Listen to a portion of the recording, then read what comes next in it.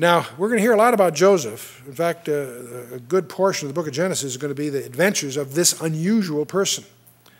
But we also can recognize that if you know how much Jacob loved Rachel, and you realize how long she's waited for a child directly, you can imagine how spoiled he was. And you get into the coat of many colors and all of that that'll be coming. So the patriarchs. Let's take a look at this. There's Abraham. And, of course, he has, and we're talking about his wife Sarah now. We're not talking about Hagar, who had Ishmael and so forth. I'm not talking about Keturah at this point. Sarah has a son by the name of Isaac. And Isaac marries Rebekah and has Esau and Jacob in that order. But Jacob then has two wives to begin with, Leah and Rachel. Under Leah, we have his firstborn son, Reuben, then Simeon, Levi, and Judah. Direct issue from Leah. About this time, Rachel gets the idea, I'll use my handmaid as a surrogate mother here. So Bilhah has Dan and Naphtali. No problem.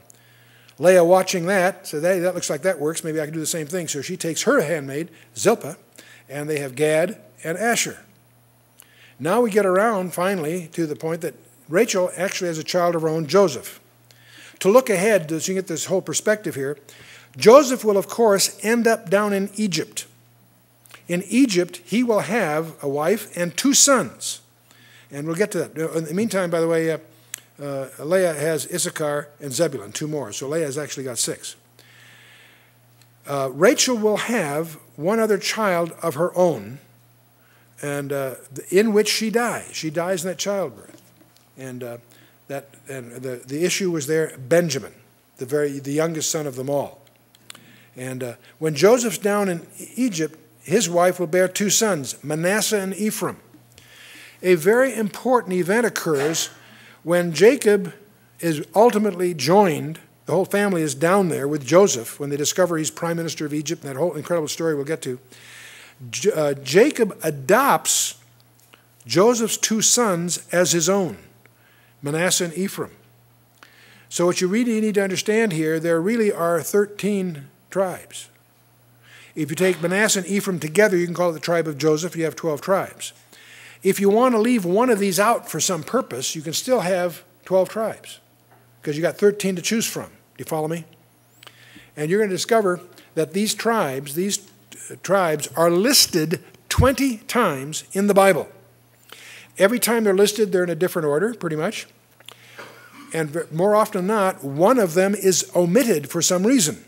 Often the tribe of Levi is not in the list because they did not go to war and some other reasons.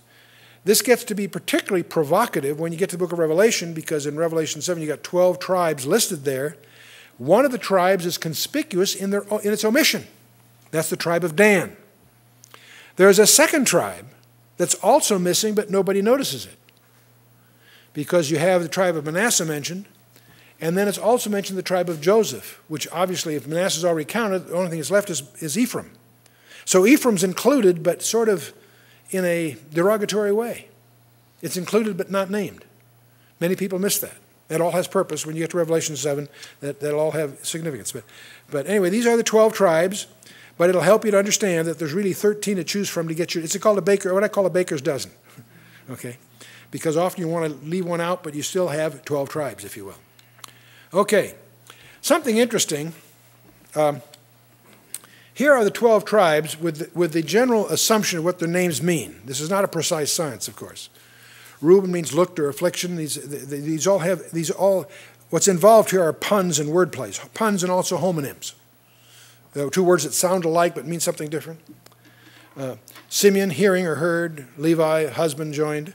Judah means praise. Dan, judged or judgment. Naphtali, wrestlings and prevailing over those. Gad, troop cometh. Asher, happy. Issachar, by hire or service. Zebulun, the dwelling.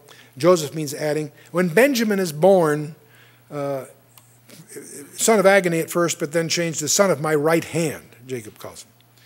Something kind of interesting, if you look at these in the order that they were born, they profile the history of Israel.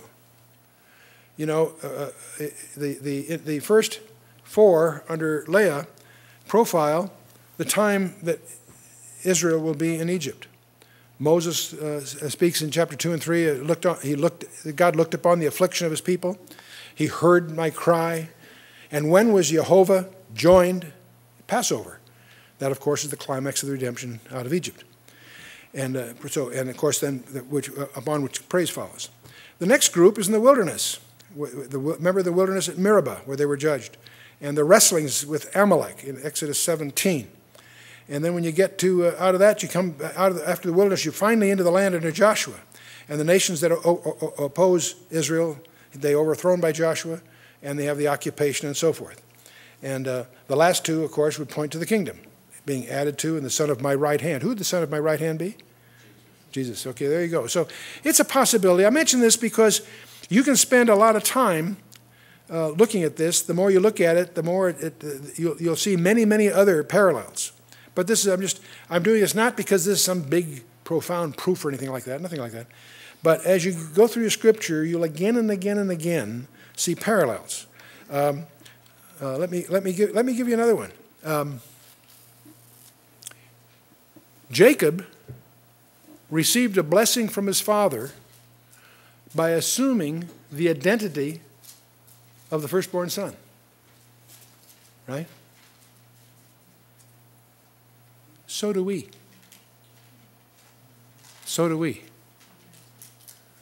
We receive the blessing of our Father in the identity of his firstborn son.